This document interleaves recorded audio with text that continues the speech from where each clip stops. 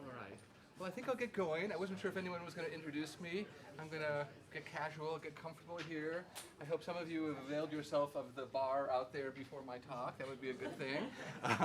Thank you for being here. Loud. Okay. Okay. I'll try to be louder as well. There's no amplification here. So as you might have gathered, I'm Jonathan Petropoulos. I'm a history professor here at CMC. I've been here 19 years. And yeah, good run. And this semester I have a new course on Winston Churchill as statesman and historian. And in the spirit of that course, which is about biography and autobiography, I'm going to talk about myself today, though I'm well aware that I am not Winston Churchill. I'm no Winston Churchill, but it's been kind of an inspiring course for me. And my talk today is a reflection on almost 35 years dealing with the topic of Nazi looted art. And I discovered the topic my first year in graduate school. I was at Harvard for my PhD. But I realized that my whole life beforehand was, in a sense, a preparation for this work. I often feel I didn't select this subject, the subject selected me. And I grew up here in Southern California, but my father, the handsome lad on the left, he was born in Athens in 1930. And those of you who can do the math realize that when the Germans rolled in 1941, he was an 11-year-old lad. And my family had a clothing business in downtown Athens, about half a block up from this square, right below the Acropolis. So I grew up with his stories of the German occupation, the privation he endured, an entire month living off black-eyed peas, Jewish friends and business associates who were arrested and deported, never to return. So for me, World War II was always the central event of the 20th century.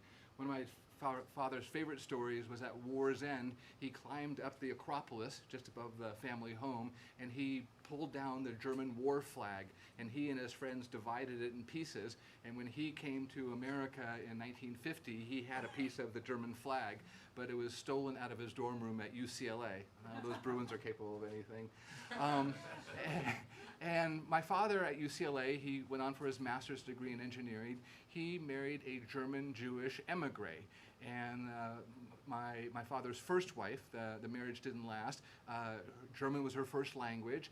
And actually when the newly married couple had moved in with her family in the San Fernando Valley, and it was her parents and her great aunt and grandmother, they all spoke German there, right?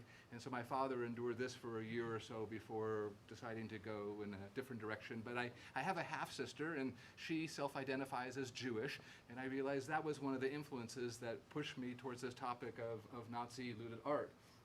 I grew up in Pacific Palisades here in Southern California, and many of you know that was a center for German emigration. Thomas Mann's house was just down the street, and I had a number of friends who were either children of survivors or grandchildren of survivors, and so this history was all around me. But when I went off to graduate school in 1983, I actually went off to do French history, French cultural history, and the professor in the first seminar I took there said, you all are going to specialize on this narrow topic of your dissertation soon enough, so for the research paper, I want you to work on a different culture and a different language. And I thought about that. I had taken a couple of years of German as an undergraduate, so I could read the documents, and I knew I was interested in World War II, and I was interested in culture and art, and I thought, how can I combine all three of these? And I found this topic of, please come on in, of Nazi art looting, and I wrote a seminar paper on it, and the professor, he remarked in his comments, and he said, this is an interesting topic. You could write a dissertation on this. So I ran to see him, and I said, are you serious? And he says, yes, normally I tell students to work on political history or economic history, bread and butter topics. I consider cultural history to be dessert. But he said, this is interesting, and you could write a dissertation on this. And I thought about it. I mean, the fact that there was no scholarly work on the art collecting activities of the Nazi leaders. But really what was compelling to me was the larger philosophical issue, this nexus of culture and barbarism, how the most malevolent men in history could devote so much time to cultural matters. So I jumped in and I wrote a dissertation that became my first book. And in Art as Politics in the Third Reich, I did two things. I documented the Nazi leaders' interest in making arts policy, museum policy, and things of that sort. And also, I reconstructed art collections for about 15 leaders. And starting with Hitler and Himmler, every Nazi leader had an art collection that today would be valued at over $100 million. In Hitler's case, he collected about 9,000 paintings, and he planned to put them in the Führer Museum in Linz, Austria. And to give you a sense of the scale, the National Gallery of Art in Washington, D.C. has about 2,700 pictures, right? So it was a monumental collection. But what was really striking to me was it wasn't just Hitler, but the others. I mean, Hermann Goering, the second most powerful man through most of the Third Reich, he had 2,400 pictures in his collections, 16 Rembrandts, Dürers, Cronachs, on and on. And so what I did was I constructed the collections, and then I analyzed what these collections tell us about these Nazi leaders. And this is Robert Lai, the head of the German work front and kind of an ordinary German leader. But again, he had hundreds of artworks in his, he had 3 mansions basically. So I have seven themes for you today in terms of my work over these 3 decades. And the first is, even when looking at the Third Reich, culture matters, right? The Nazis, like I said, devoted so much time to art and artistic issues. There's also the issue of indoctrination, using propaganda and culture to prepare the German people for what came during World War II, war and genocide, right? So that's theme 1, and it was very gratifying to me when I went back to see my advisor years later, and he said, yeah, I acknowledge now that culture does matter. It's not just dessert. So that was always one of my projects to convince. A second theme of my work was about, I'm sorry for this image, was about the importance of the history of second-rank figures. The earlier generation wrote about the top Nazi leaders, about the Hitlers and Himmlers and Goerings, but it's for our generation to look at those in the second rank, and that's been one of the leitmotifs of my scholarship. It was practically very difficult to do it until the 1990s. In Germany, they have what they call the 30-year law, which means that for individuals who are not of world historical importance, you have to wait till 30 years after they have died to get to their papers, to get access to their papers and archives. So most of the people I was writing about, they died in the 50s and 60s, and I had to wait for the papers to become available. And we were doing this research for perpetrators as well. Professor Lauer is here, and she's worked on female perpetrators in the East. This was a subject that wasn't well understood until her book. And this is a fascinating photograph from Ukraine, from Vinnytsia, and scholars have found 10 different uniforms in the people surrounding this poor individuals. It's not just SS. There's the Wehrmacht, there's the Hitler Youth, there's all sorts of different formations who are represented here. So the myth that the Holocaust was perpetrated by a few thousand SS men, that was exploded in the 1990s. We know there was a lot more participation, plebiscitary support for the genocide. And that led to my second book, which was about the art experts who implemented the Nazis' plundering programs, who helped them amass these extraordinary collections. And so to give you one example, this is Kajetan Mühlmann. He's there together with Hans Frank, the general governor of Poland. And Kajetan Mühlmann is the greatest or the most prolific art plunderer of all time. He was Austrian, and he came to Vienna in 1938, and he stole from the Viennese Jews. There were about 200,000 Jews in Vienna, the Rothschilds and the Bondis and the Gomperts, amazing collections there.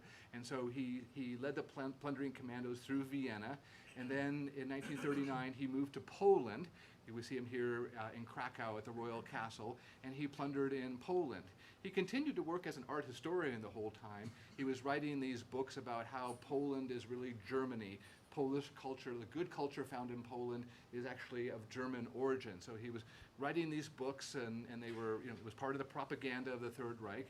But really what he was doing was stealing, right? And he went after all sorts of property, masterpieces. There's the Czartoryski Big Three. There's a Leonardo da Vinci, there's a Rembrandt, and there's a Raphael. And this is the Raphael. It's the most valuable painting stolen during World War II that's still missing.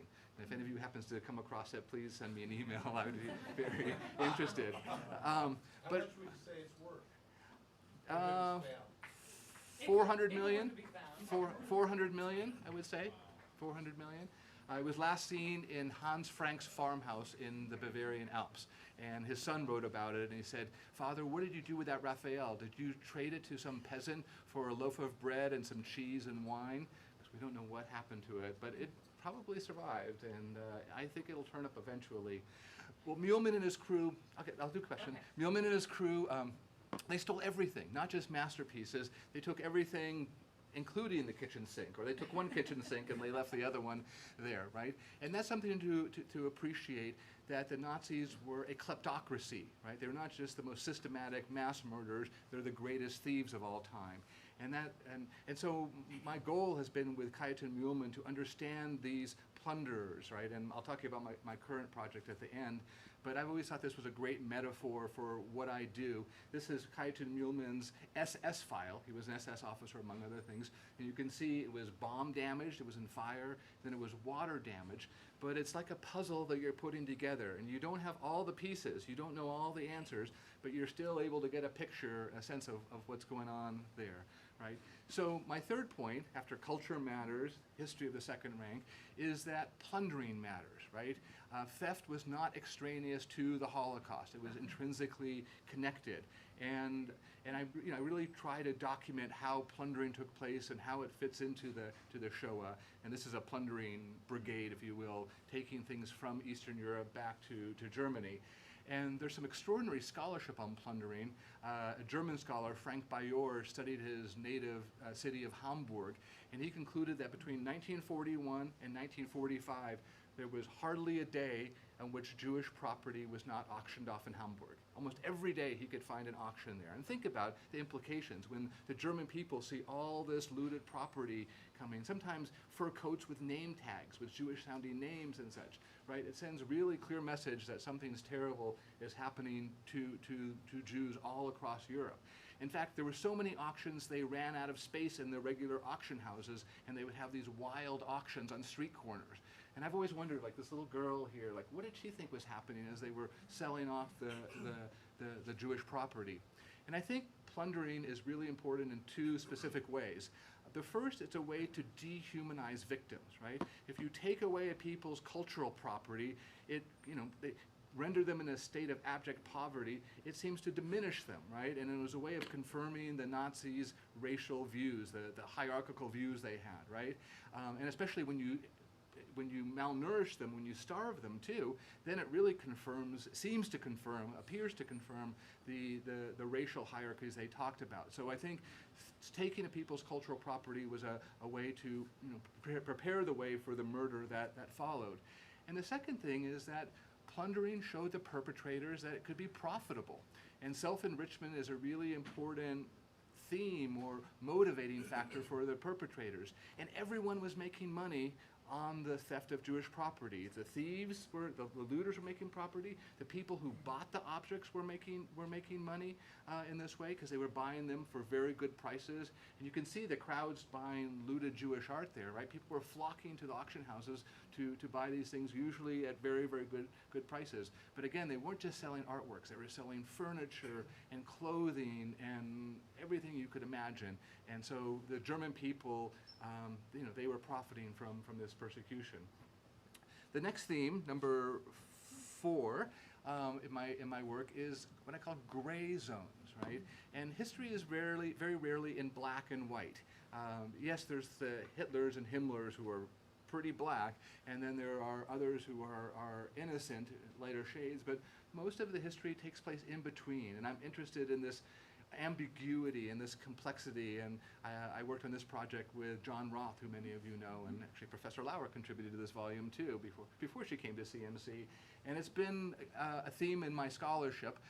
I did write another book about something besides art and culture in the Third Reich. I penned a book about princes in the Third Reich, and my princes fall in a gray zone. A pretty dark shade of gray. As you can see, this prince is in an SA uniform and this one in an SS uniform. But they did turn against the regime ultimately during the war, and they became victims of Hitler and the regime. And so there are some areas of gray there. My most recent book about artists, artists broadly speaking, not just painters, but musicians and filmmakers and writers, also tries to capture this theme of gray zones. And to give you one example very briefly, we have Walter Gropius, the founder of the Bauhaus. We're celebrating the 100th anniversary of the Bauhaus this year. He's arguably the most important architect of the 20th century, maybe of all time, in terms of a pioneering modernist, right? Mr. Bauhaus. And when he came to Harvard in 1937, he became kind of a symbol of the good German. In fact, John F. Kennedy invited Gropius to his inauguration in 1961, right? That he was celebrated as a hero, an anti-Nazi. But the truth is very different. Walter Gropius stayed in Germany in 1933 and 1934.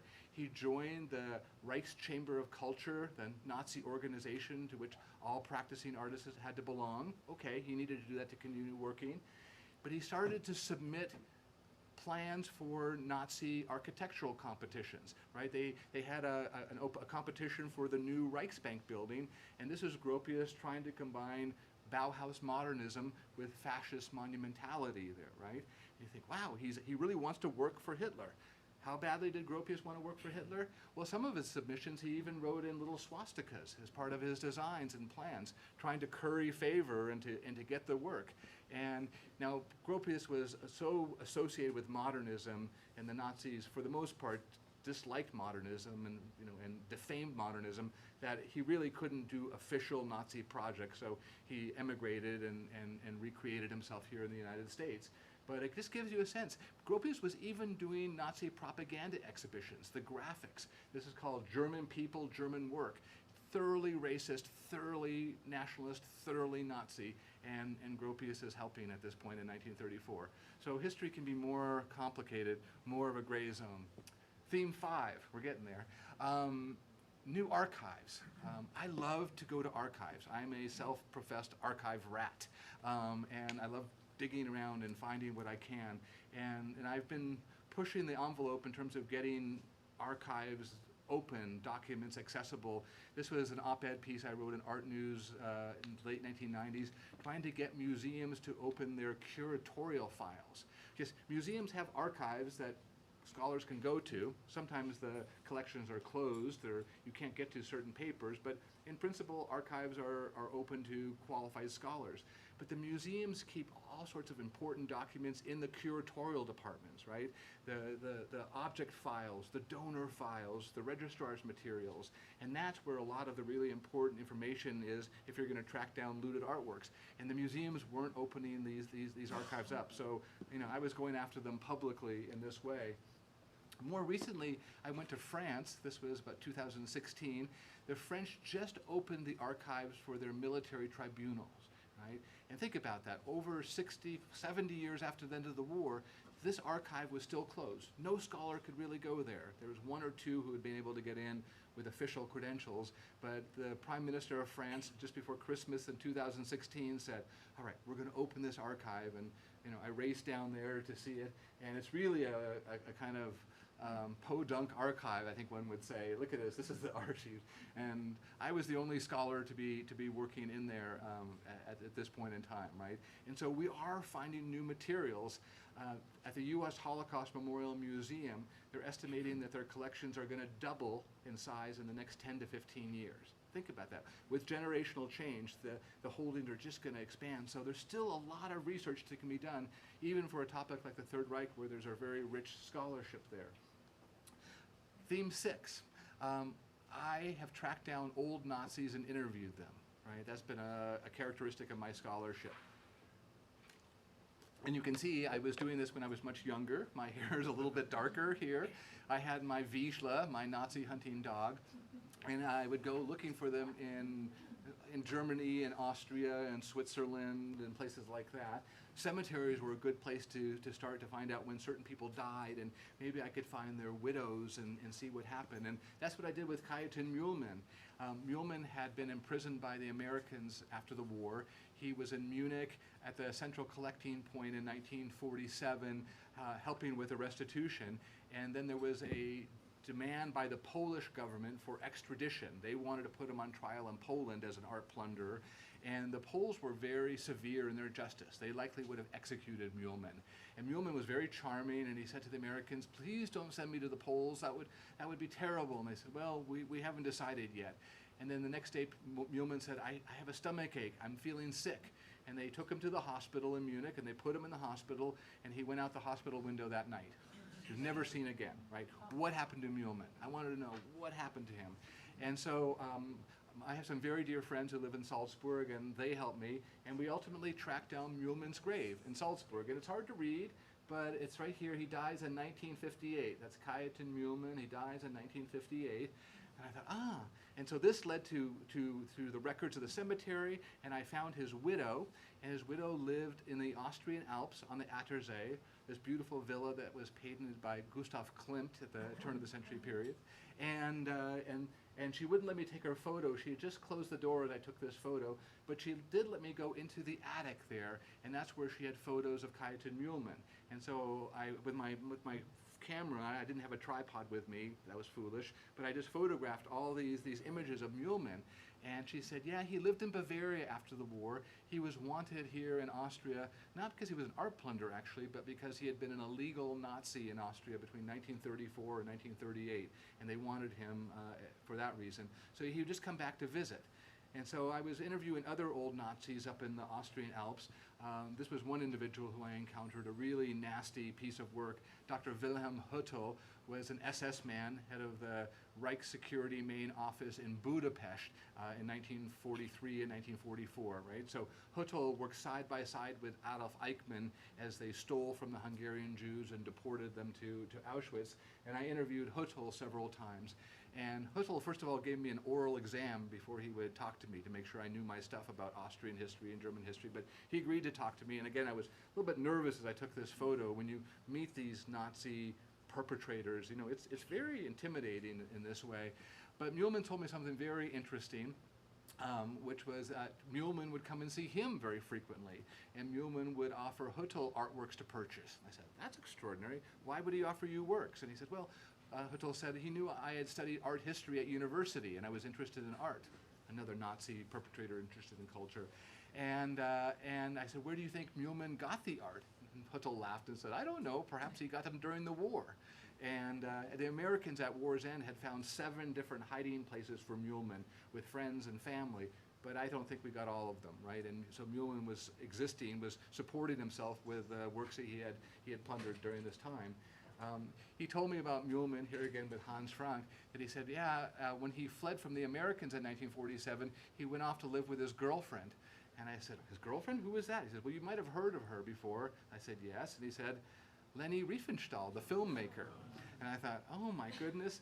And so I had lived on Lake Starnberg, where Leni Riefenstahl had a house, and I went to see Leni Riefenstahl in this way to try and get an interview with Leni Riefenstahl, but she refused to see me at this point in time. She did send me a autographed photo shortly thereafter, which was interesting.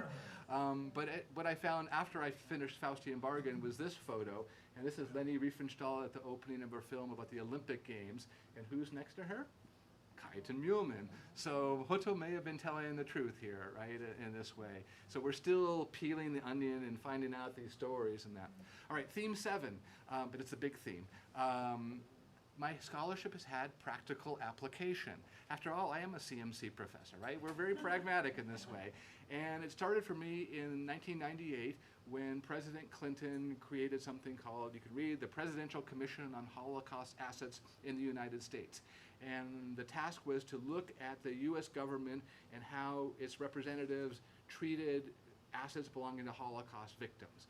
So I was the research director for art and cultural property. There were other teams that looked at gold, Holocaust victims' gold, their financial assets, all these different categories of assets. And we wrote a report finding that generally the U.S. government did a fine job safeguarding, recovering, restituting this art, but that mistakes were made. Yes, I got to meet the Clintons. It was a grip and greet there. Could have a Joe Biden moment, right? And they were very touchy-feely. It was very strange. Mrs. Clinton was like rubbing my back the whole time, and I don't know. But one of the things we worked on in the Presidential Commission, to give you a sense of what we did, we discovered the case of the Hungarian gold train. And this was valuables taken from the Hungarian Jewish community by the SS and by the Hungarian fascists, the Arrow Cross, including Huttel, and they put the valuables on the train, and they were trying to take it to Switzerland and escape to Switzerland with their loot, right? It sounds like a movie. And the train was intercepted by the Americans. We can see the GIs on this train. And in this case, we did not follow Allied restitution policy, which was to return cultural objects to the government of the country of origin. So what we should have done was shipped all this stuff back to Budapest, back to Hungary, and said, you guys figure out who the rightful owners were. But instead, we brought the objects to Salzburg, to a military government warehouse, and there things went wrong. The first thing is they started to sell the watches on the army base at the PX. And that's problematic. This is, murdered Jews' watches that should not be going to GIs. Then the top brass, General Collins and others, were decorating their villas with these objects. And they have the receipts for the objects going to the generals and colonels, but no sign that anything ever came back, that they returned these things, right? And then on top of that, they took the objects and they brought them to New York, and then they sold them at Sotheby's Park Bernay there, right? And they gave most of the proceeds to Jewish organizations, okay, but they didn't follow our policy there, right? And so this led to a lawsuit, a class action lawsuit, and I was an expert witness in this case. And the US government decided they would give $25 million to Hungarian Jewish survivors, to the Jewish community. And much of it's for health care and things of that sort. But I thought that was a good solution, just to recognize that mistakes were made and that it was appropriate to help the community that had regenerated in Budapest. But that led to my next case of practical application, and that was with this fellow, another Los Angeles lad, Randy Schoenberg, and you probably know the story. He pursued 6 paintings by Gustav Klimt that were stolen from the Bloch-Bauer family, and specifically there was one living heir, Maria Altman. And yes, this is the story that's captured in the film Woman in Gold, starring Helen Mirren. It's a good movie if you haven't seen it. I thought they did a nice job with that. And so there are these 6 extraordinary paintings. I won't talk about all of them. This is another portrait of Adela Bloch-Bauer. We had the gold one, which is the most famous, and then this one, which is lovely. Oprah Winfrey bought this in 2006 for $71 million. She sold it last year for $150 million to a Chinese businessman. Oprah is a very good businesswoman. This is Klimt on the Attersee, just down the lake from where Frau Muhlmann lived. She's literally 100 yards, her villa just down the lake. It was done from a rowboat. You can see he went out into the boat and painted the shoreline there. The beautiful apple trees. I had one museum curator say to me once, Jonathan, do you just hunt the Nazi looted art? Do you actually enjoy the art? And let me assure you, I enjoy the art. I love these beautiful pictures, and I would be very happy to take the birch trees myself. I think it's a magnificent picture.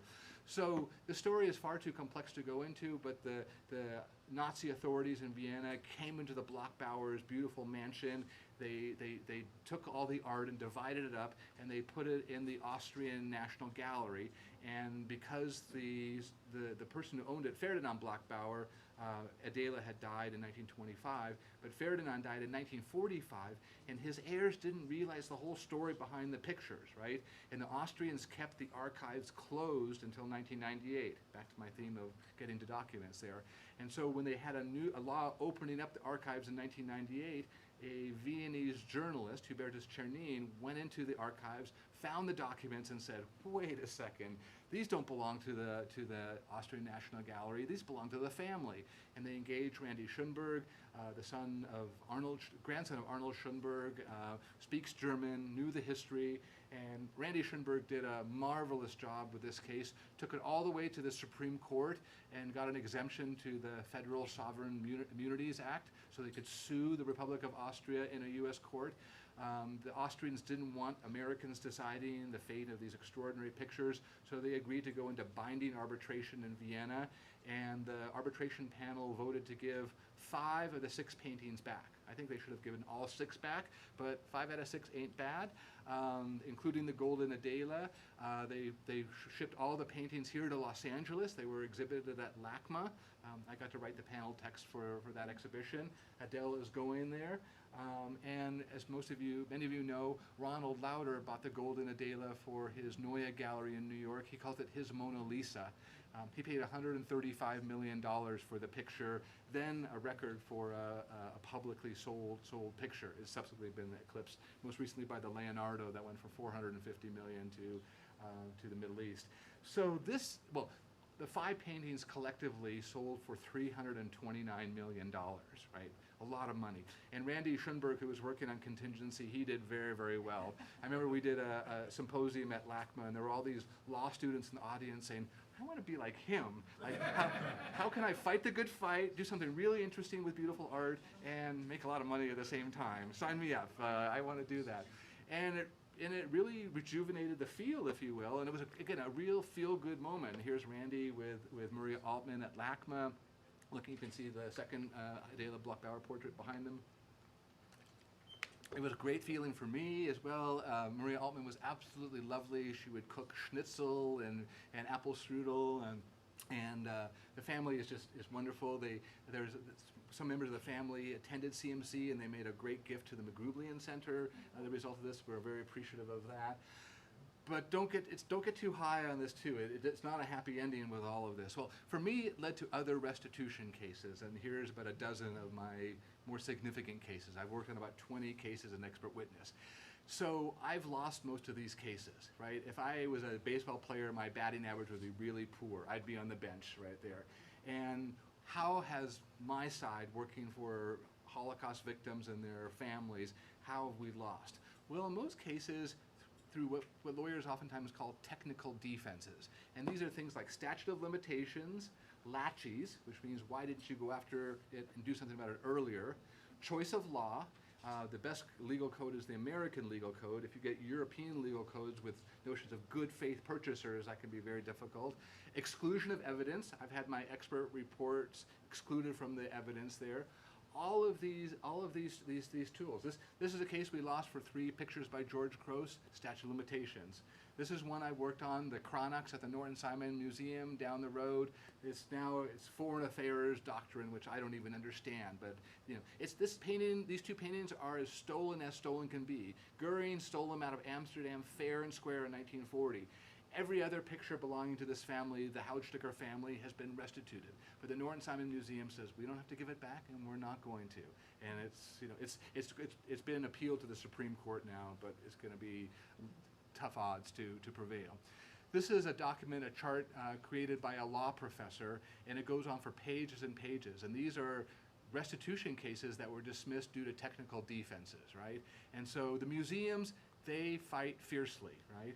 Now, back in the late 1990s, when the subject of Holocaust victims' assets came to the fore, the museums pledged to do the right thing. Museum directors got together. This is the Association of American Museum Directors, and they said the museum, for example, should offer to resolve the matter in an equitable, appropriate, and mutually agreeable manner. I don't know. Do you consider statute of limitations, laches, exclusion of evidence be consistent with this? No. And one thing that's really remarkable is that we had some litigation, or some legislation passed in January 2017. It was one of the last things that President Obama did before he left office. And it was bipartisan legislation, right? And it's called, as you can see, the Holocaust Expropriated Art Recovery Act. Yes, they had some star power. Helen Mir came in and testified here. And it was co-sponsored by Republicans John Cornyn, Senator Ted Cruz, but also Chuck Schumer, Richard Blumenthal. When was the last time they cooperated on anything? It's wonderful here. And they said, look, for a period of 10 years, museums cannot avail themselves of these technical defenses, right? We don't want them doing that. We want them doing the right thing, and the window's open, so museums step up and do the right thing. And thus far, it's been very, very important. This is a case I worked on for 15 years, a Pissarro painting, a Camille Pissarro painting that's in the Thyssen-Bornemisza Museum in Madrid. And this is Claude Cassier, who was the heir, and he died a couple years ago, but his wife Beverly is still alive, and their son David Highland Cassier are pursuing it. We went to court in December here in Los Angeles. It was litigated by David Boyce, who did a remarkable job, and we're still awaiting the verdict. But this is a case that had been initially dismissed by the judge, and the HERE Act brought it back. So we're waiting to see if the HERE Act is really going to be the game changer that many of us hope it will be.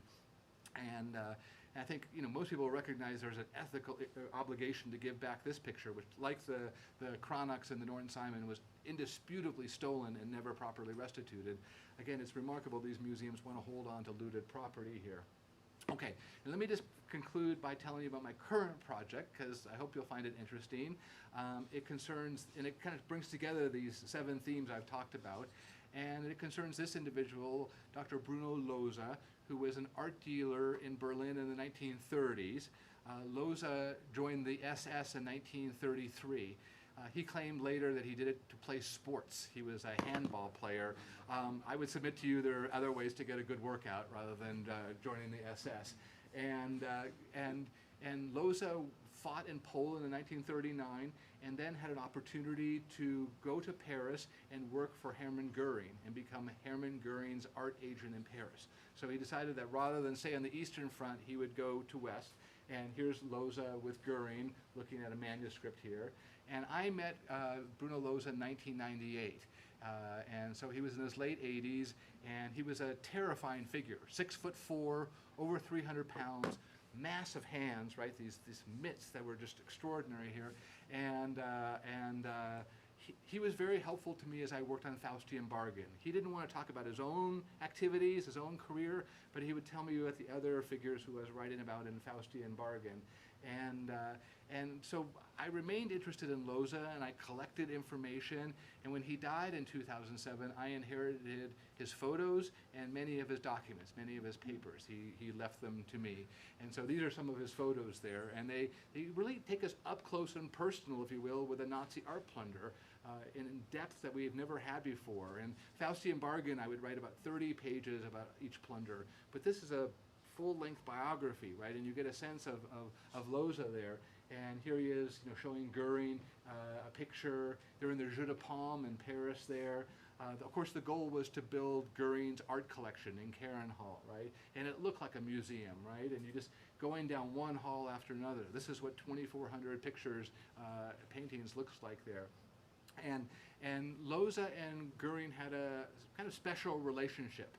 Loza was very self-confident. He was a PhD, and he would speak his mind, speak independently. And Goering liked that Loza wasn't just another yes man, and Loza would be very independent. And you can see there's a kind of rapport between the two men there. And again, Loza's pictures show us what it was like to be an art plunderer in Paris. Others had rationing, others had incredible suffering. But for the plunderers, they had wine and they had silver, they had beautiful fish. They had very, very good wars. And that was the case with Loza. He was going to Maxime's, he had champagne, he had girlfriends, his photos, he's always out at restaurants, and some of the girlfriends I haven't been able to identify, but they seem to have a relationship here. Others, this is really up close and personal with a plunderer. And this is Jacqueline Seratsky, this one, his French-Polish girlfriend. She liked it when he put on his SS uniform when they got together, which to me is way too kinky. But beyond the personal side here, there's property involved, right? Because the ERR, the plundering agency in Paris, was stealing all sorts of artworks, the masterpieces, the old masters that were coveted by the Nazi leaders, but also modern works that they prize or appreciate in the same way. And you'll notice in this image that Goering and Loza are kind of laughing at these two Matisses, right? They're not taking it terribly seriously. Now, we know what happened to these Matisses, and they were eventually restituted and found their way to museums in Chicago and Pasadena.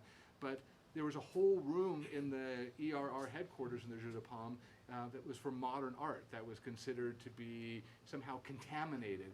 And this gave Loza an opportunity for self-enrichment, that theme I mentioned to you before, and he did, right?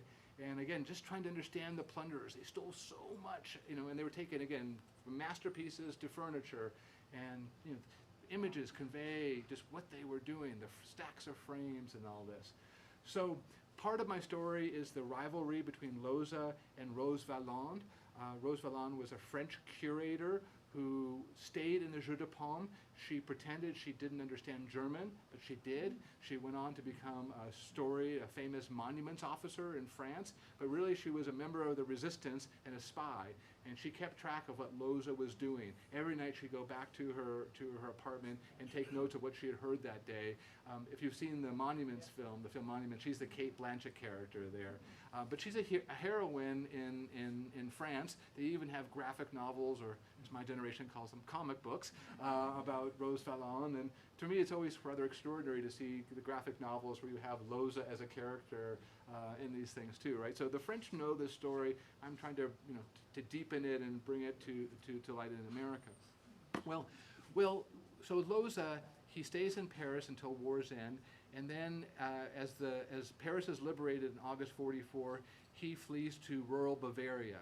And the ERR, the Nazi plundering agency, has stashed much of its loot in Neuschwanstein, right? Mad King Ludwig's castle. And you could see the ERR staffers taking the artworks up into the castle, over 21,000 objects that were stored here, including the card catalog, which was very valuable because it told people where the art had come from, like what collection. So the card catalog was crucial for restitution. And Loza was given orders by the higher SS to destroy the card catalog, blow it up, and he didn't. To his credit, he held on to it. He was found at war's end, May 5th, 1945, sitting on this wall at this convent right below Neuschwanstein. He was arrested by this fellow, James Rorimer, who went on to become a very famous figure, the director, as you can read, of the Metropolitan Museum of Art. He's the Matt Damon character in Monuments Men, right? And many of the monuments officers went on to careers in the museum world. At war's end, once Loza was arrested by Rorimer, and then he was handed over to the OSS, the Office of Strategic Services. They had the Art Looting Investigation Unit, and they took the chief plunderers and they interrogated them at this house, House 71 in the Austrian Alps. They spent 3 months interrogating them here. And one of the OSS officers was Ted Rousseau, a fascinating figure who I'd like to write a biography about. Came from an affluent background. He had gone to Harvard, he'd gone to Eton College for high school in England, Harvard, then the Sorbonne, and spoke French and German, very sophisticated. And he was the one who was interrogating Loza specifically. And Rousseau recommended that Loza be tried as a war criminal. Loza did go on trial in France. The Americans handed him over to the French, who put him before this military tribunal. The files that I got in 2016 were from this trial, and this is Loza here, the slightly overexposed Loza. Rather astonishingly on some level, Loza in 1950 was acquitted, right? And they let him off at this point. And there's questions why this is. A French scholar, a colleague of Professor Lauer's and mine, said that the reason was by this point the French were tired of justice. The myth of the resistance was growing. Everyone in France was in the resistance, and they didn't want to talk about collaboration. And Loza brought back these memories. But for whatever reason, they thought he'd been in prison for 5 years. That was enough. They let him go. And his legal entanglements weren't completely over. He had to go to Switzerland and testify. He had also been trading artworks with Swiss dealers during the war, and that history caught up with him. But eventually, he was able to revive his career. He moved to Munich. He had been in Berlin, but Berlin was bomb damaged, looked like a moonscape. Munich was in much better shape, became the center of the German art world. And here, he called himself an art historian, Professor Dr. Loza did. And he lived in this fairly modest apartment, but in a beautiful neighborhood of Munich, in Bogenhausen. This whole top floor was Loza's. And when I met Loza in 1998, the rumor was that he had really good art in his apartment and even better art in a Swiss bank vault. And it took me 2.5 years of interviewing him, and he finally said one day, "Jonathan, perhaps you'd like to come over for some Kaffee und Kuchen." I said, "Absolutely." And I went over and I walked in, and sure enough, the art was dazzling. Old masters, actually expressionist paintings, modern works by Emil Nolde, Gabriele Munter, Mariana Werfgen. But he had at least $20 million worth of art in his apartment right there. Oh my goodness. So every time I went to his apartment, I tried to remember one picture and sketch it out when I came back. I sent reports to the FBI, to Interpol. I told the auction houses, right? I was serving as a spy for this old Nazi, and I don't have any problem doing this, because he revived his career in a big way in the 1950s. And I know it's hard to read this, but this is from the Bavarian State Painting Collections, and he's offering a Murillo for 1.5 million Deutschmarks, which is today many millions of dollars. This is another art dealer, a prominent art dealer in Munich. And again, you just see these are purchases in the 50s, 20,000, 18,000. He was in the trade, in the business. And what I found was so interesting that there was this network of old Nazi art dealers that reconvened, that reformed in the 1950s. This was one of them, Walter Andreas Hofer, who had been Goering's, the head of the whole Goering collection. Remember, Loza is just the agent in Paris, but Hofer is the director of the collection. This is the job that Loza really wanted, right, was Hofer's. And Hofer's back in business in the 50s, putting advertisements in the local magazines in this way. This is Karl Haberstock, who was Hitler's main dealer and had a beautiful art gallery in Berlin, bombed out. And so Haberstock, he moved to Munich as well, and this is his home in Munich. And amazingly, Haberstock lived here and Hofer lived here, right, in the same building, this beautiful apartment right on the English Garden there. And the Nazis, as you can see, call it the Brown House, which is the Nazi Party headquarters. So it was kind of a joke that this was a very brown or Nazi building there, right? But they were able to revive their careers in the most amazing way. Karl Haberstock gave his collection to his hometown of Augsburg, right? The collection he built with the profits he had reaped selling works to Hitler and Goering and Goebbels and such. And he was celebrated as a patron, as a native son who done good, if you will, right? You can see it, Karl Haberstock Strasse, still in Augsburg today. He's a plunderer, Haberstock is. So I wrote about these networks and how important they were in terms of understanding what happened to Nazi looted art, because one of the members of the network came to light more recently. It was the Gurlitt family. Hildebrand Gurlitt was a contemporary of Loza, and he left about 1,500 pictures to his son, Cornelius Gurlitt, and they were found a couple years ago, and it's a big sensation. And the works have been studied. They're in Switzerland right now. So Loza was part of this network. But of course, the big market at the time was in America, was in the United States, right? It's axiomatic that art follows money, and America was the wealthiest country in the world after the war. 93% of the museums in America were founded after 1945, right? And who built these museums? Well, many of them were the monuments officers. And who sold the works to these monuments officers? People like Loza. So returned Mr. Rousseau, who's become a curator at the Met, head of 20th century paintings. For years, I was trying to get to the Met archives to work with Rousseau's papers. They finally opened up, and lo and behold, there's a correspondence with Loza. And it turns out that the correspondence went on for 30 years. I mean, Loza had told me the stories about how Rousseau would come visit him every year in Munich, and they would go out to Loza's country house, the Tegernsee, and they would talk about the art, and Loza would sell art to Rousseau. But Loza is such a liar, I never could believe it. But it's true, and Loza would write to Rousseau in German. Rousseau, as I mentioned, spoke multiple languages, and it was a very close relationship. You know, Loza's popping by the Met, and it's pretty extraordinary. It's not as if Rousseau doesn't know about this, right?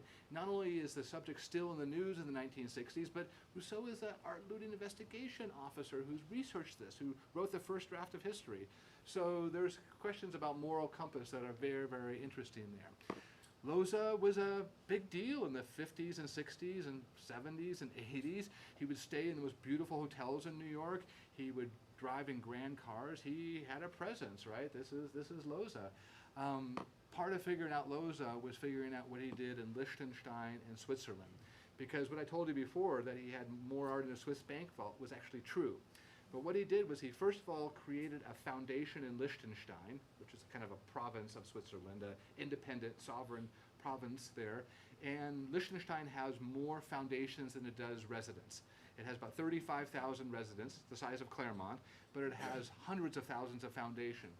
So Loza had a foundation called Schön Art in Switzerland, put in the name of his lawyer, Friedrich Schöne.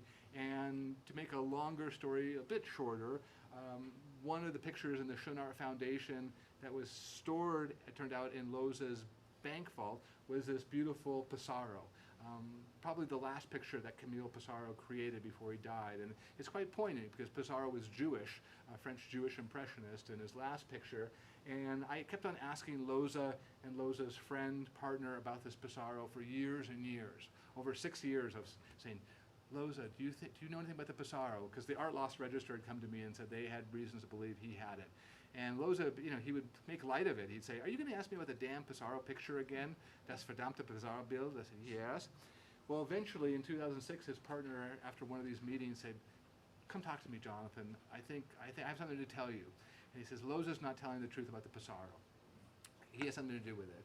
And the partner found this document. I flew back to Munich to see it, and it's a receipt from 1957 where Loza sells the picture to his lawyer, Friedrich Schöne, for $10,000 and takes a commission of $1,500 there, right? This turned out to be a fake receipt. Loza never kept receipts. The only time he had a receipt was to deceive, when someone like me would come along and ask too many questions, and this was a cover story. So he was selling the picture to his lawyer, but he actually kept the picture in this way. And we finally tracked it down. I got to inspect it in the basement of the Swiss bank. I saw it in a conference room. There was a whole theater and charades. They made it sound like they had brought the picture from Liechtenstein. I was just viewing it there. It turned out he had a bank vault full of stolen art. And he had about 35 pictures in the bank vault there. And this is Peter Griebert and I inspecting the picture there. And eventually we restituted this picture and we identified some other looted works. But when Loza died, he had 47 pictures. And he had works by Monet and Renoir and Courbet and Durer. He had hundreds of millions of dollars in art. How did he do it? I submit it's mostly wartime that he had, right?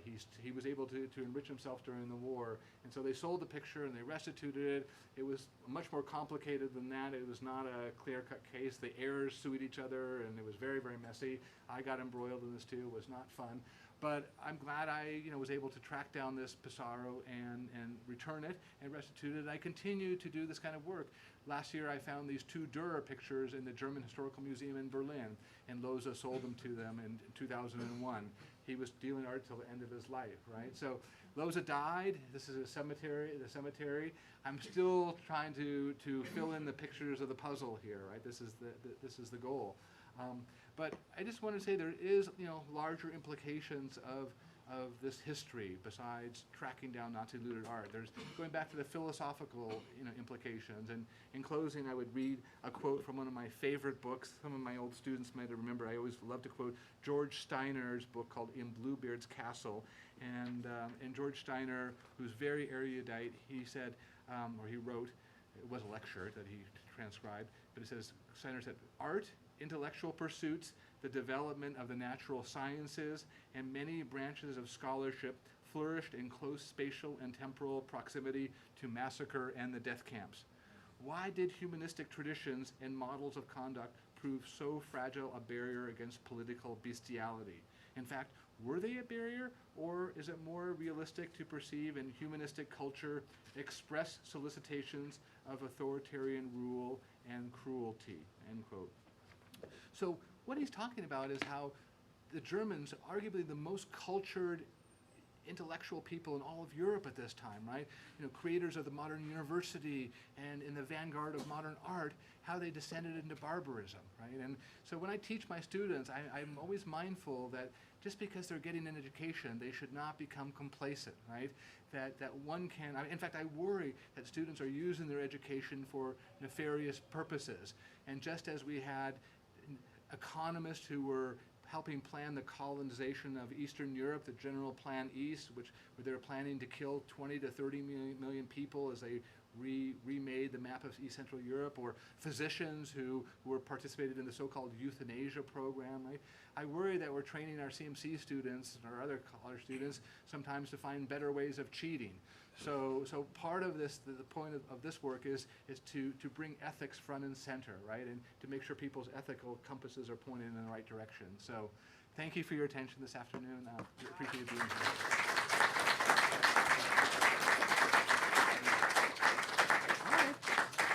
here. Yes, Mark, please. Thank you. I want to go back to your last point, because I'm having a hard time reconciling bestiality and humanity.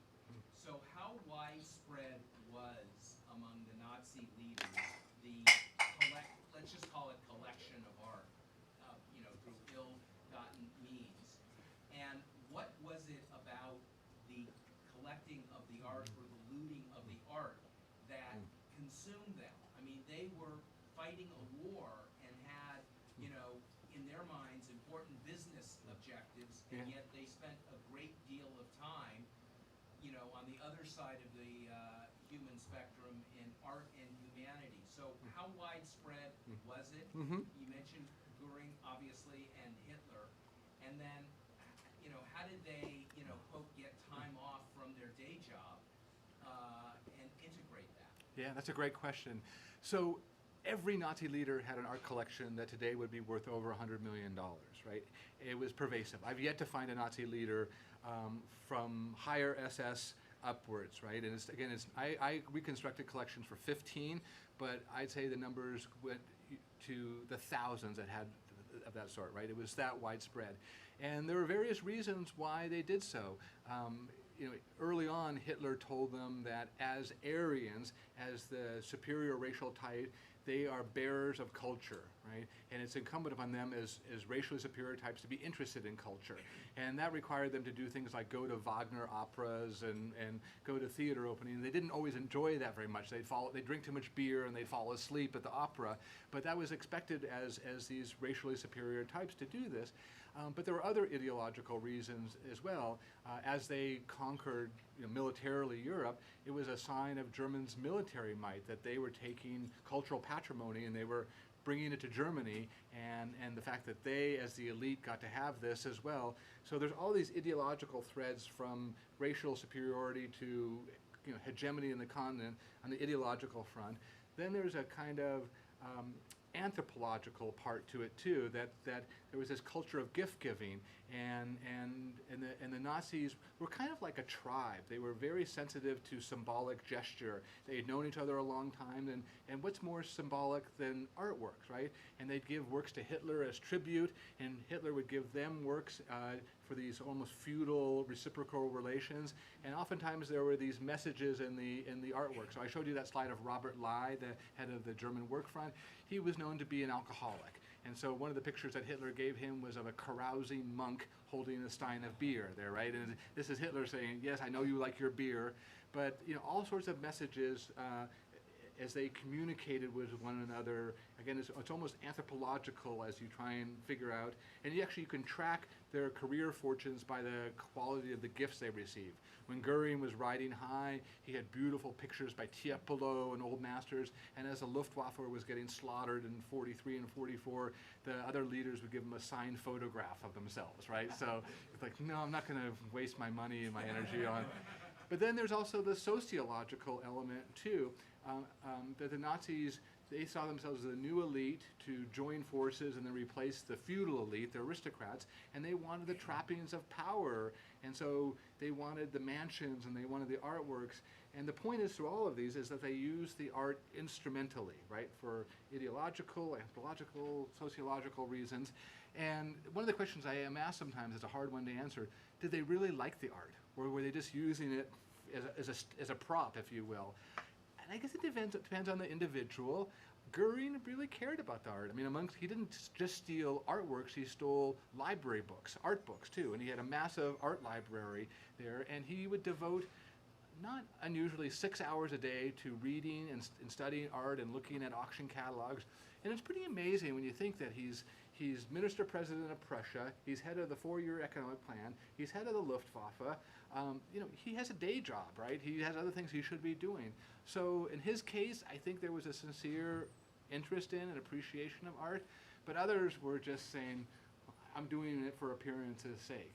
But again, one of my favorite phrases, and I know when I was finishing Faustian Bargain, I managed to get the word in on my galley proofs there, kleptocracy, right? It was a time when people were talking about Putin and the Russians, or there's another kleptocracy there. And so, so it's using it instrumentally, but they're also profiting. So thank you. Yes, Amanda.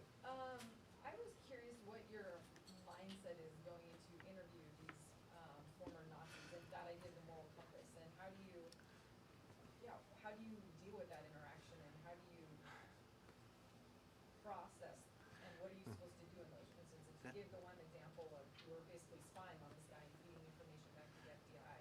Yeah, it's a great question. I remember when I first met Huttel up in the Austrian Alps, and one old Nazi would lead me to another because I'd say, do you know no one else around from your generation? And I would get recommendations and references, and they all still knew each other, as I was indicating with these networks.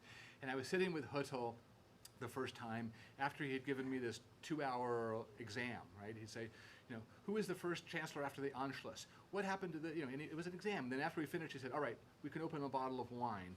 And I thought, oh God, am I gonna really drink wine with this old Nazi?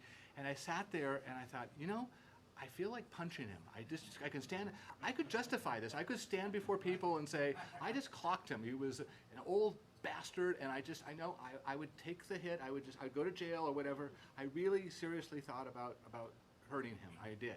But I thought, no, what's the line? Revenge is a dish best served cold, right? I'll get my revenge in writing. I'll write about him in that way. But it was not easy, and I struggled. I would have dreams, nightmares before seeing them, right, in this way. I asked myself questions about whether it was right to see them so often. As with Loza, I saw him probably 40 or 50 times in the course of a 9-year period. And I was actually criticized in a Claremont Independent article a few years back here by someone who said, well, it's one thing to interview a Nazi once, but why is Petropoulos going back and seeing him repeatedly? And I would say, do you really think that Loza's going to tell me a secret the first time that I talk to him? Right? And you have to build some kind of relationship, and I was always mindful of boundaries. We were always per Sie. In German, that's the formal form of address. It's like French, it's vous, and all these languages. I never dutzed him, as the Germans would say. I did call him Bruno, because everyone called him Bruno. But we were, but there were limitations. But yeah, it took me 6 years about asking about Pissarro and his friend when they finally said, all right, we're going to start telling you. And the only reason I got his papers, or part of his papers, he still had what they called the secret briefcase, the Geheimkoffer, that was in the Swiss bank vault, and I didn't get the secret briefcase. I got his other papers. But I justified it as necessary for the research. But it's a great question, and I struggled with it. At the end of the day, I think I did the right thing, that I knew my place in history, that I was going to be the last generation to be able to interview these old Nazis, because to be in a position of influence in the Third Reich in the war, you had to be born by about 1910 or before. Loza was very young, like he's 30 years old when he goes to work for Goering in 1941, right? And so the people who were perpetrators are all gone now. There's none of them left. Your generation lives with victims, and you should be appreciative of that. You're the last generation that's going to have Holocaust victims that you'll be able to interview and talk to, right? So I felt I was doing a service going in and doing this, but It's a subject that brings modesty with it, and another cliche, but it's a apt phrase. If you sleep with dogs, you're going to get fleas, and you don't come away from this completely unscathed, right? There are some scars there. Yeah, I still don't. Providence is usually established by the buy and sell transaction. In this case, you had an interrupted process in the establishment of providence. How were they able to link that back? Because these were stolen things, they were sheltered, they were secured, they were put away, brought forth, new generations. Yeah, that's a great question. So when I work as an expert witness, what I'm asked to do most often is, and I love this phrase too, again, it kind of circles back to my opening with you today. I write the biographies of these pictures, right? That's what Randy Schoenberg asked me to do. He said, I want you to write the history of these 6 paintings that we're claiming from the time they were commissioned by Ferdinand and Adela Bloch-Bauer, every place they went, as best you can until their current disposition. And again, it's a humbling enterprise. We know there's going to be gaps in this provenance, and in fact, the AAMD guidelines, and there was something called the Washington Conference Principles that Stuart Eisenstadt and others passed that are best practices. They say to museums and collectors, you have to recognize there's usually going to be gaps, right? The history is often so complicated, and even though the Nazis were great record keepers, and we have an incredible quantity of records. When I worked for the Presidential Commission on the Holocaust Assets, someone came from the National Archives in College Park and testified and said, we have 35 million pages of documents relating to Holocaust victims' assets there, right? So there's a lot of work to do. But the Nazis at war's end were systematically destroying documents, right? They were shredding, they were burning, they were throwing it out the window, they were throwing it in the river in Prague, right? And so we're missing a lot. So we do the best we can, and it depends on the legal code. In some places, like in New York, it's a preponderance of evidence showing that this was looted, belonged to a certain family, was never restituted. You just have to get to 51%. And so we do have gaps many times in this history, but you can, especially if you can show ownership early on, and that's one of the reasons photos are really important of family homes. And I spent a lot of time looking in the background of photos for figures in the second rank and pictures on the wall, and then if you can show the theft, that the seizure, and oftentimes there's good records about the actual theft. But then it gets tricky. And the last thing I would say to answer your question, your really good question, is that for me, the unwritten history is really the 1950s, 60s, and 70s. When I started working on this in the 1980s, we didn't know that much about the Third Reich and the plundering, but there's a rich literature, a rich historiography about that now. But it's really hard to write the period after 1950 because, after all, we were able to capture the Nazi records. The Nazis went through denazification, which created a paper trail. But when they revived their careers and they went off back into the art world, they're not records, right? That's why I had to go back to Amanda's question. I had to go back and interview these guys, right? You can't go to an archive and find this history. So you have to do the oral history and try and recreate it. But that's another one of the projects for our generation, is to write this post-war history, and we have massive gaps in this post-war history still. Right? Yes, please. Okay, so 2 questions. One is, have you ever been threatened or waived off? Because there's so much money involved, I can imagine that people during this time would say, hey, stop it. Mm-hmm. And then second, have you seen any backlash with some of these museums not getting as many donors due to the fact that they're not giving the pictures back when they really should be? So Yeah. 2 different subjects, but fascinating about both. Yeah, thank you. Great questions. Let me take them in reverse order. In terms of museums and backlash, they were very fearful in the 1990s. And that was what induced museum officials to make these pledges to do the right thing, because so much philanthropy comes from Jewish donors. And they thought, oh gosh, this will be devastating to our institutions. And they pledged to do the right thing. And then when they didn't, what happened was they would hire independent counsel, often from fancy law firms on Park Avenue and downtown LA. And these lawyers, all they know how to do is to fight fiercely, right? That's the adversarial system, our legal system. You do everything you can. And I think the museum directors and curators were cringing, going, oh, you're going to do that? You're going to invoke that technical defense? But then no one complained, right? There's been no, and it's amazing. blame the curators so much, a little bit.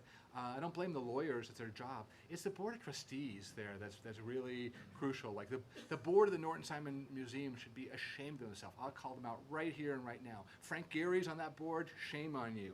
Tom Brokaw, the newscaster's on that board, shame on you. They kicked off Norton Simon's grandson from the board when he said we should give back the. So there's not been outrage by the public, and I hope you guys will go off and write letters. And the LA Times editorial board has been really good. I showed you this op-ed, and they've been good, but not sufficient backlash. Have I been threatened? Well, it's okay. So I cut out part of my talk today, which is that Loza, besides reviving his career, ended up working for the Wildenstein family. And the Wildensteins are the most important art dealers in the second half of the 20th century. I give that honor to the Duvines for the first half of the 20th, the Wildensteins. They have art galleries in Paris and New York. They have a ranch in Kenya. They have tens of thousands of objects worth billions and billions of dollars. The most powerful art dealing dynasty in the modern world, right? And it's extraordinary that Loza worked for them. He plundered their collection in Paris during the war, right? He stole their archive. But he became one of their agents. And I was offered a contract from an editor a few years ago to write a book on the Wildensteins, right? They offered me 6 figures to write a book on the Wildensteins. Nice. I wasn't prepared to quit my day job, but it was still going to be a nice advance there. And I went to a curator here in Los Angeles, and I said, what do you think? And she said, you're crazy to write the book. First of all, they'll tie you up in litigation, and are you ready for years and years of very expensive litigation? And second, they may do something more harmful to you than that, right? Because you're going to, and so I said no to that offer from the editor to write that book. I'm writing the story fully now. It's part of the Loza manuscript, the full book, but I'm nervous, and I think presses will be nervous. I've had a couple presses pass on this book already, and they haven't told me why, but I think they are concerned about litigation. I mean, my agent in New York has said, look, you're going to have a lawyer vet this book in any case. It's a sensitive subject there. But I thought this was a time to do it. The Wildensteins had been caught in this tax evasion scandal in Paris, and the current head of the house, Guy Wildenstein, everyone thought he was going to jail for tax evasion, for parking money offshore. But, and that's when I wrote my book. I said, I'm ready to do it now. They're no longer as powerful as before. He got off, and he's still dangerous. But I've documented my study very carefully. There's over 3,000 footnotes in the manuscript. If I sell it to a trade press, maybe we'll take it out. But I can show it to a lawyer and say, this is so carefully researched. And so, I'm very well supported here at CMC. I have the John Crowell Professorship, and the Crowells have supported me and allowed me to go to archives all over Europe. I mean, this book is researched in Switzerland, Liechtenstein, Germany, Netherlands, France, and the archive. I have all this documentation, including a letter from Alec Wildenstein when Loza died, saying, I knew he was also one of the heads of the house. I've known Loza for over 60 years. He was always a great friend of the house, right? And so I can prove my assertion, but I'm nervous about it. Loza himself, no one ever actually threatened me with that, but I knew this was dangerous stuff. I have heard stories from others who have worked in this area that they've been trailed by people that, detectives. I've heard stories of bricks through the window of journalists who've worked in this area. So it's not uncommon, but I myself have not experienced that directly. But it's I realize there's some risks associated with this project. Perhaps we have one more time for one more, please. Yes. Philosophically, how did the Nazis? There's an internal contradiction that they're stealing artwork. That is, some of it has to be Jewish artwork, and a lot of it is artwork that is in Jewish homes and appreciated by Jews, and therefore, to a certain extent, contaminated in their point of view. Yeah. At the same time, they're coveting this artwork and stealing it, and people must have known that they were doing this. Yeah. The Nazis and the public in general. So how did they reconcile that? Yeah, that's a great question. At times Nazis made efforts. The word they would use was to de-Jewify art and culture, the Entjudung, der Kultur. And so, for example, the Golden Adela portrait, of Adela Bloch-Bauer was exhibited in the Austrian National Gallery during the war, but instead of being the portrait of Adela Bloch-Bauer, it was called the Woman in Gold, the portrait in gold, right? And so they took away the Jewish identity as best they could there. The Nazis were more pragmatic than most people think. There was a burning of books in May 1933. There was some burning of modern art in March 1939 at the Berlin Main Firehouse. But those are about the only two confirmed cases of destruction of cultural property. Other than that, the Nazis were very pragmatic. Rose Valland had charged Bruno Loza and the ERR staffers in a 1961 article. It was interesting. It didn't come at the trial in 1950, but it came up in an article in 1961. She said they went out into the Tuileries behind the Jeu de Paume, and they burned artworks there, right? And they burned these works. And Loza and the other ERR plunderers said, they wrote back letters to the editor saying, no, we didn't. We didn't burn this stuff. We burned old frames and packing crates and all that. But here's my thinking. What happened was that they made Rose Valland believe that they were burning art there, but in fact that was a cover for the graft and the self-enrichment, right? And so in fact that was one way to cover the theft there too. And even the question about the Nazis are insidiously clever in this way. The question like, why did Wildensteins employ Loza and why did he work for the Wildensteins? Well, the Wildensteins were reported to have done business during the war that took advantage of other Jewish families. They were trafficking in Nazi looted art during the war and after the war. And who would have known more about what they did than Loza, this kind of king of Paris? So this was a case of keeping your threatening person close. And by employing Loza, you control Loza in a sense, and you make him wealthy. That's one of the reasons he became so wealthy too. But so all these things are very complicated in this way. But you raise a great question, and the final point in regard to this question is the artworks. It's very easy to think it wasn't in a Jewish home or it wasn't part of a Jewish life. You can imagine that mental leap perhaps because it's maybe you put a different frame on it or something like that. But what I find extraordinary is the German people buying clothing that had been stolen from Jews, right? A fur coat, or personal objects again. And the evidence is that these things were oftentimes marked. And I'm still trying to wrap my mind around that. I mean, Hamburg was devastated by Allied bombing, right? They had massive fire bombing in 1943, and so people were desperate and they were cold and it's a war, and maybe you don't worry so much about a Jewish provenance in an object when you're in such dire straits. But yeah, it's a great question, and yeah, Joel, please, yeah. My mother was in Auschwitz, and one of the things they did is they made soap from Jewish fat, and they shaved the hair to make wigs. So if they can do that, then taking Jewish artwork is nothing by comparison. And that's hard to. Yeah, they were using the hair to make submariner socks on there too. They would, and that was one of the things. Soap from Jewish fat. I don't know they did that very often. It's a good question. I don't know where they did. I don't know where they sold it. But the hair for submariners was the case. So I think Sarah asked. I had one more question too. She's my former student. So. I actually had kind of a legal process question. I noticed that the venues that have been chosen for these cases have been the Ninth Circuit and the Southern District of New York. Yeah. Is that on purpose? Is that like a more friendly venue for these kinds of cases, or is it just simply where these people live?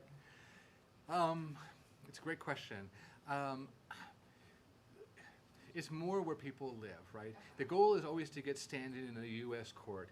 There's never been a case of successful civil litigation regarding Nazi looted art in Europe, right? In Europe, they have a notion of a good faith purchaser, and if you can have bought the Mona Lisa from a back alley, and you say, I didn't know it was in the Louvre. I didn't know, and if you can claim good faith, you have good title there, and that's why even with this Camille Pissarro painting, they decided the best we could do was apply Spanish law for Baron Thyssen-Bornemisza. So my task was. Both sides stipulated that the painting was stolen from the Cassirer family and was never restituted, right? It's a stolen artwork. But my task is to prove that the Baron, when he bought it in 1976, he had active knowledge that it was Nazi looted art, right? And so that's a higher bar of proof there. So in Europe, you have no chance basically, but in America, it's an uphill fight. But I think we have a good argument in this case, because on the back of the Pissarro was a label from the Cassirer family, and they were really well known that they were a Jewish art dealing dynasty as well. Not as big as the Wildensteins, but they were major, and that they were victims. And if the Baron, who had the best experts, looked at the back of the painting, they would have seen that this was a Cassirer provenance. The thing had been in Berlin. Huge red flags, right? So it's really the fact that the Second Circuit and Ninth Circuit is the fact that really the heirs, the victims and heirs live there, and the art world, is based in New York and increased in Los Angeles. But the main goal is an American venue. So thank you all for your attention. Appreciate it. Now go have some fun, okay? Enjoy your